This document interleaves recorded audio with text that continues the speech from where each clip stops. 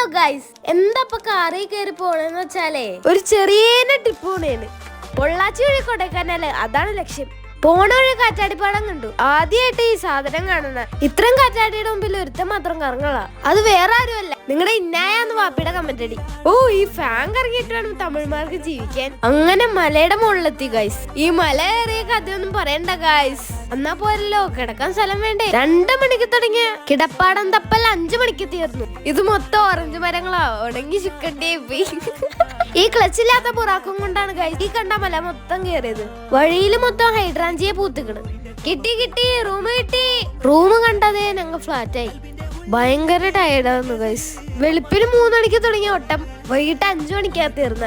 അന്യായ വ്യൂ ഉള്ള റൂമും ഞങ്ങളുടെ മാമ എടുത്ത്. ഏയ് കിടക്കട്ടെ പാവം. ഒന്നുമില്ലെങ്കിലും ക്ലച്ചില്ലാത്ത വണ്ടി കൊണ്ട് ഓടിച്ചോടിച്ച് ഞങ്ങളുടെ ഇവിടെ എത്തിച്ചതാ. View set. നേരം വിളക്കട്ടെ. കൊണ്ടുവന്ന സാധനങ്ങളൊക്കെ റൂമിൽ ഒതുക്കി വെച്ചു. ഇനി നമ്മൾ കാണാൻ പോകുന്നത് പിഞ്ചുപാലന്റെ അത്ഭുത പ്രകടനങ്ങൾ. ഓ, ബെഡിന്റെ കാര്യം തീരുമാനായി. കുശുമ്പും കുന്നായ്മയും ഒട്ടുമില്ലാത്ത ടീമായിരുന്നു ഇവർ. ദുഷ്മൻ ഈ ചാടി വരണ ഞാൻ. ഇനി നമുക്ക് അടുക്കളയിലെ സീനറി പിടിക്കാം. What A view. രാത്രി ഞങ്ങൾ സൈഡായി. ബാക്കി സ്റ്റേ ട്യൂൺ.